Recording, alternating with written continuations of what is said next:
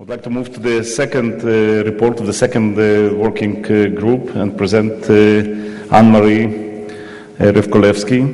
The second co-chair, Imam Dr. Mufti Abdullah Saeed, that participated in the conference, had to leave earlier, so Anne-Marie will present the recommendations. Anne-Marie is the president of the Aladdin Project. She is graduated from Sorbonne. And after a long career as a higher education, including serving as a director of international cooperation in the French Ministry of Education, Research and Technology, and Marie joined President Simon Weil and David de Rothschild, who is also my chairman of the governing bodies in the World Jewish Congress, as a Director General of the Foundation for the Memory of the Shoah, the largest of this kind in Europe. Please, Anne-Marie.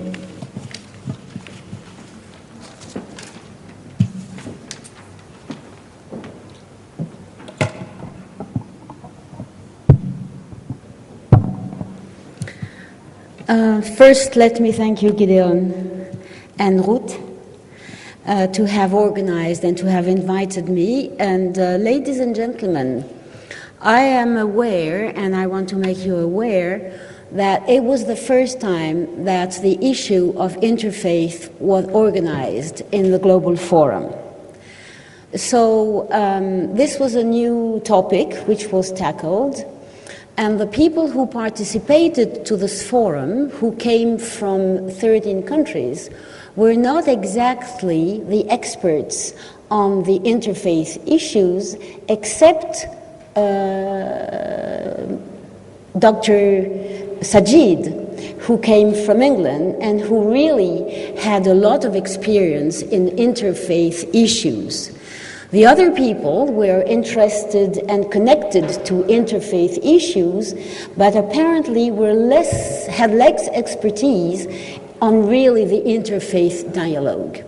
But nevertheless, the contributions were very interesting because they were very diverse. And the first thing that came out, because I'm not going to repeat what you're going to see on the screen, the first thing which was very interesting is that all the participants wanted to say that when you tackle the interfaith issues, every country has a different situation. You have countries where religion is a state religion. You have countries where state and religion are separate. You have countries where you have some religion which is a majority religion. You have countries which have multi-religious dimensions. So this means that the principles that we are going to recommend can be adapted according to the country where people are living, of course. There is not a unique way of handling things. The second observation was that when you address another faith but Judaism, inside the faith you have different trends. So when you are talking with another faith, you better know to which trend this very specific faith people are belonging to. Now, talking about the general interfaith dialogue, there was one recommendation, that is to privilege bilateral dialogue instead of multilateral dialogue. It didn't mean that multilateral dialogue was not important, but as we were trying to sketch a map, it seemed that if you want to be efficient, you better have a bilateral dialogue with the Christians, with the Muslims, with the Hindus, but this is the way that you can expect to have some impact. There were some different, very few principles of action which seemed to be common to every situation. And the first recommendation, besides privileging bilateral dialogue, was to try to have permanent structural relations, formalized relations, permanent relations, whether they are local national or international. And why did they privilege? Why was the recommendation to privilege permanent, regular, structural relations? Because this enables you to launch sustainable programs. It's not just one encounter where people meet, but as you know that you're going to meet regularly, you can launch together programs. And when you can launch programs, you can evaluate the impact and the results of your programs. The other advantage of having regular, formalized, structured dialogue meetings is that you weave personal relations. And if you weave personal relations, you can tackle very controversial issues. You can tackle the issues that you want to tackle, but if the people come with issues which make you unhappy, you are able to tackle even those controversial issues. And by controversial issues, it was self-understood that in the middle of the Muslim, Jewish, or Christian, Jewish dialogue, the conflict, the Israeli conflict, would come anyway. So this was another reason to say have permanent, structured, and formal relations on a local, national, or international level. The other thing was, which came out as a very important recommendation, is that when leaders meet, things have to come down.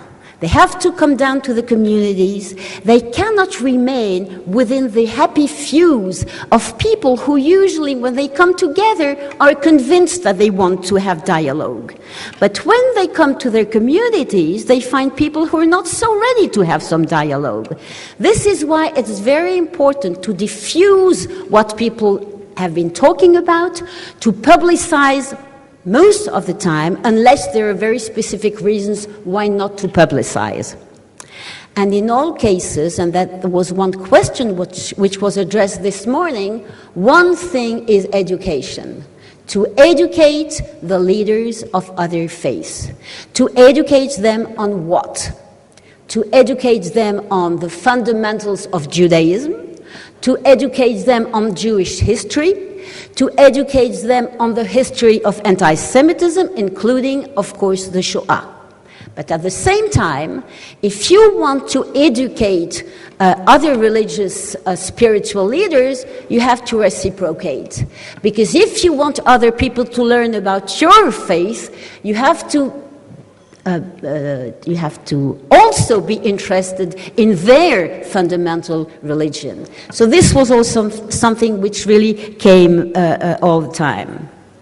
Now, knowledge is not sufficient, and this is, I'm sure you will understand why, especially with spiritual leaders, it's not just education. Education is for teachers, education is for pupils in school. But when you come with spiritual leaders, they talk about ethics, they talk about morals, they talk about the separation between good and evil. And they want to talk to the heart of people. And talking to the heart of the people, they explain that it is not only knowledge and the history. You have to go sometimes through personal stories, touching stories, movies, all kinds of form of art, individual experiences which will go to the heart of the people that you're talking to. Now, the problem is that in some countries, religion has no impact, has no influence, because they are very secular countries.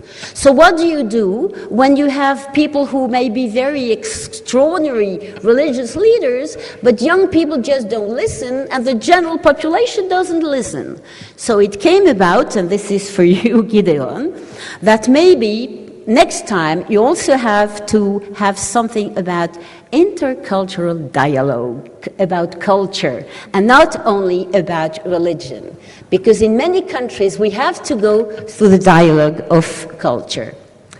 Another point which came out as very important is that when you come to Christians, or when you come to Muslim issues, you need to have role models. And you have to have role models, and this is exactly what a few minutes ago, what was his name? From Yad Vashem? Yehuda Bauer. What Yehuda Bauer said. If you want to address the Muslims, you have to find the Muslims who address the Muslims. And this is exactly what our imams said this morning. They were saying, no terrorism in the name of Islam. They are the ones who are heard. Now, sometimes it is true that they are the ones who are at risk, but it is them that you have to put in the forefront. But at the same time, when you have also, in some countries, because it's not always the same sources of anti-Semitism, they also said, and Imam Sajid said, Islamophobia, what name you give it, it can be anti-Muslim discrimination, hate against Muslim, and hate against Jews. It is a common fight. Not in all countries, of course, but very often. And in that case, you have to find the Jewish leaders and the Muslim leaders together denounce hate and discrimination. And when this is being done, you have to publicize this so that their own communities are conscious of this. They have to know. Another thing which was also very important is that sometimes we feel that we are too speaking about in our inner circles, and we have to get out of our circles, and we have to reciprocate all the time. Now, it didn't mean that we are eliminating interfaith, multi-interfaith encounters. This is also important. But in the case that you have multilateral dialogue and encounters, then you have always to take the opportunity to teach about Judaism and to teach about Jewish history, to teach, to train, to teach, to train. The last thing I want to say, this fight against ignorance, I can tell you that it can be won. But it can be won if you are brave enough to go where the ignorance is. And I just want to tell you, I was a few weeks ago in Abu Dhabi, because the Aladdin project is facing the Muslim world.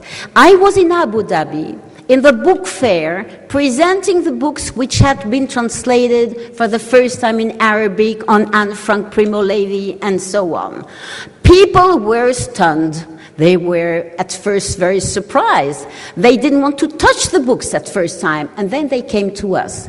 They are ignorant before being anti-Semites, before being Holocaust denial. They are just ignorant. And this fight for knowledge is really something that I think we have to fight all together with. The last thing I want to say is that this role model is absolutely essential. Past role model and present role model. And I will finish with this. Everybody has heard about Toulouse and Mérat. Okay. Well, in 1942, in Toulouse, there was a bishop, Monseigneur Saliège, and he wrote a letter which had to be read in all the churches. And nearby, there was another bishop, Monseigneur Théas.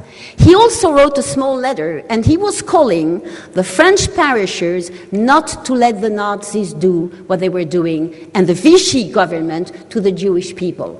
He took one of a young girl who happened to be in the Resistance, Madame Gineste, who had a small bicycle, and he renotyped all the letters, and he told Marie-Rose Gineste, go to all the churches, and on Sunday you will tell the curés, the priests, to read this enchère.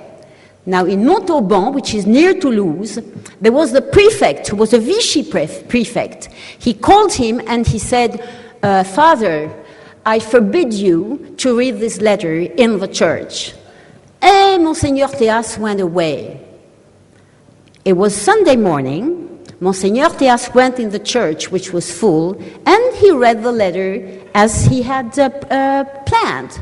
And the prefect was on the first row. So afterwards, he went to him and he said, "Oh, so you didn't say anything?" And the prefect answered, "Because at that time in the church, you were my father and I was just a parisher." Which means that in very difficult situations, you do find good people, and that this bicycle that you see now in Yad Vashem, when you go to Yad Vashem, in the part where people are talking about resistance and savior, they have hung the little bicycle of Madame Gineste. Bicycles today are the social networks. Bicycles today are the internet. Bicycles today are the media. They are good people. Find them, and with them, maybe because I came from the interfaith group, with Almighty God, we can win.